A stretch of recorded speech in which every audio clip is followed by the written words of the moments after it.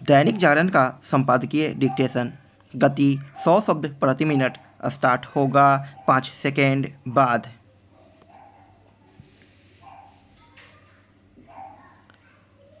Start.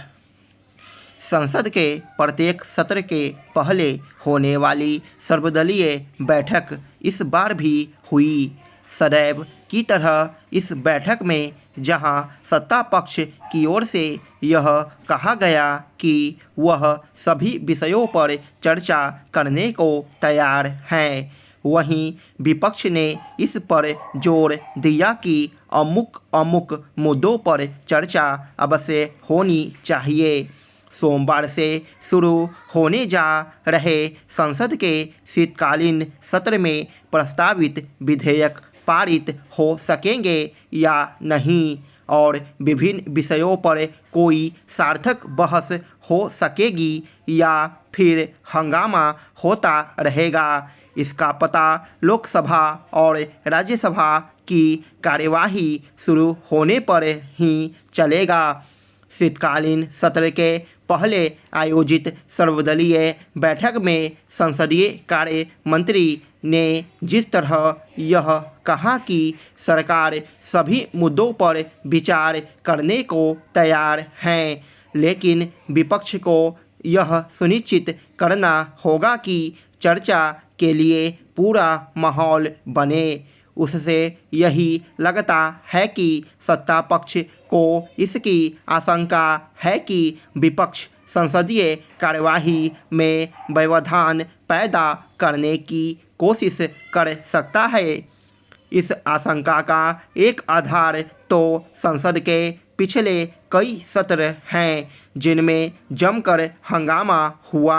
व्यवधान की आशंका का एक अन्य आधार लोकसभा चुनाव करीब आना है। इसकी अनदेखी नहीं की जा सकती कि संसद के पिछले सत्र में इसलिए काम कम और हंगामा अधिक हुआ था क्योंकि 5 राज्यों के विधानसभा चुनाव निकट थे। यह मानने के अच्छे भले कारण हैं कि इन राज्यों के चुनाव नतीजों का कुछ न कुछ असर संसद की कार्यवाही पर पड़ सकता है।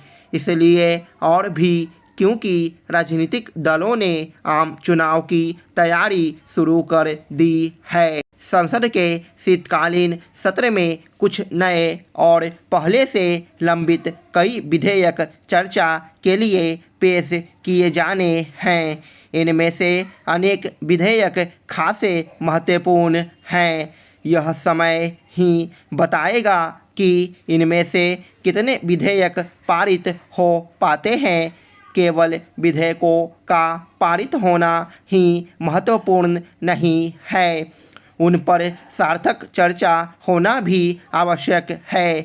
दुर्भाग्य से अब महत्वपूर्ण विधेयकों पर भी व्यापक विचार विमर्श मुश्किल से ही होता है। यह एक तथ्य है कि बजट सत्र में हंगामे के चलते आम बजट को भी बिना बहस के पारित कराना पड़ा था। महत्वपूर्ण विधेयकों पर व्यापक चर्चा इसलिए नहीं हो पाती क्योंकि सत्ता पक्ष और विपक्ष के बीच आम सहमति की राजनीति की गुंजाइश लगातार कम होती जा रही है। यह कहना तो बहुत आसान है कि संसद चलाना सरकार की जिम्मेदारी है, लेकिन इस प्रश्न पर विचार नहीं किया जा रहा कि यदि विपक्ष यह ठान ले कि उसे हंगामा ही करना है तो फिर सत्ता पक्ष क्या कर सकता है। विपक्ष अब सत्ता पक्ष से सवाल करने के नाम पर हंगामा अधिक करता है। वह विभिन्न विषयों पर प्रभावी चर्चा के लिए तैयारी करने से अधिक महत्व सदनों में नारेबाजी करने और पोस्टर लहराने को देने लगा है। कुछ सांसद तो बिना बात हंगामा करना पसंद करने लगे हैं। शिक्षा व्यवस्था को सुदृढ़ करने के प्रयास में पर्याप्त राशि का अभाव एक बड़ी बाधा है। राज्य सरकार का दावा है कि इसे लेकर केंद्र के साथ निरंतर पत्राचार के बाद भी अपेक्षित राशि नहीं मिल पाई है, जिसका प्रभाव शिक्षा व्यवस्था के सुदृढ़ीकरण पर पड़ रहा है। यह एक गंभीर विषय है जिस पर शीघ्रता से उचित निर्णय लिया जाना चाहिए और जिस भी स्तर पर समस्या है उसका निदान किया जाना चाहिए, क्योंकि इससे लाखों बच्चों का भविष्य जुड़ा है। केंद्र और राज्य के अधिकारियों के बीच इस पर सकारात्मक बातचीत से समस्या का हल ढूंढा जाना जरूरी है, ताकि निर्माण आदि कार्य की गति बढ़ाई जा सके। यह बताया गया है कि चालू वित्तीय वर्ष में समग्र शिक्षा के लिए स्वीकृत 8,796.52 करोड़ की राशि के विरुद्ध 787 करोड़ ही निर्गत किए जा सके हैं। राज्य का अंश मिलाकर शिक्षकों के वेतन आदि पर यह राशि खर्च की जा चुकी है।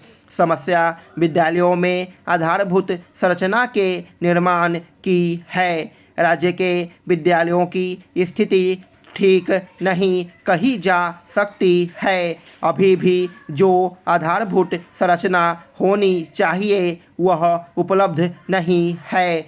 पठन पाठन का वातावरण बनाने और छात्र छात्राओं को गुणवत्तापूर्ण शिक्षा के लिए यह जरूरी है कि विद्यालयों में अच्छे भवन के साथ वह हर सुविधा हो जिसकी आवश्यकता है। कक्षा संचालन के लिए पर्याप्त कमरों से लेकर शौचालय तथा पेयजल की सुविधा आदि तो बुनियादी आवश्यकताएं हैं। अब स्मार्ट कक्षा का भी संचालन किया जा रहा है, जिसके लिए तकनीकी संसाधन और दक्ष शिक्षकों की भी आवश्यकता है। इन सबके लिए धन अनिवार्य है। उत्तराखंड में 4 धाम परियोजना के तहत निर्माणाधीन सिलक्यारा सुरंग में भूस्खलन के कारण 17 दिनों से फंसे 41 श्रमिकों को सकुशल बाहर निकाल लेने से पूरे देश ने राहत की सांस ली। सर्वप्रथम तो इन श्रमिकों की प्रशंसा करनी होगी कि उन्होंने बेहद कठिन हालात का सामना करने के बाद भी अपना धैर्य बनाए रखा। अपनी मानसिक दृढ़ता के कारण ही वे अपना हौसला बुलंद रख सकें। इन श्रमिकों को सुरक्षित निकालने वाले विभिन्न एजेंसियों के कर्मचारियों और अधिकारियों के साथ रेड माइंस की भी प्रशंसा करनी होगी। जब मशीनों के जरिए बचाव अभियान को आगे बढ़ाने में कठिनाई पेश आई और यह लगा कि सुरंग में फंसे श्रमिकों को निकालने में कई दिनों की देर हो सकती है, तब परंपरागत उपकरणों से खुदाई करने वाले श्रमिकों यानी रेड माइंस ने कुछ घंटों में कमाल कर दिखाया। वे तेजी के साथ खुदाई करके सुरंग में फंसे श्रमिकों तक पहुंच गए।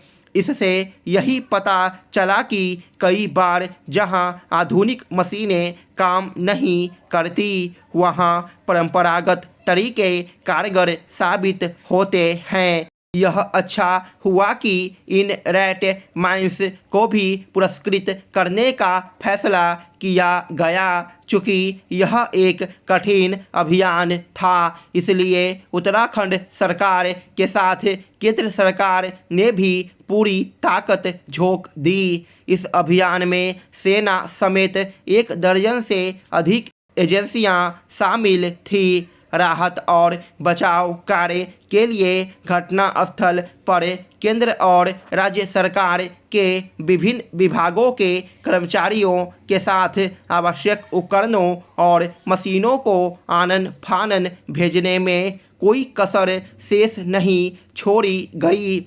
इस अभियान ने यह सिद्ध किया कि हमारी एजेंसियां तरह तरह के हादसों में फंसे लोगों को राहत पहुंचाने और उन्हें बचाने में पहले से कहीं अधिक दक्ष हो गई है। ऐसा इसलिए हुआ क्योंकि हाल के वर्षों में आपदा प्रबंधन तंत्र को सशक्त बनाया गया है।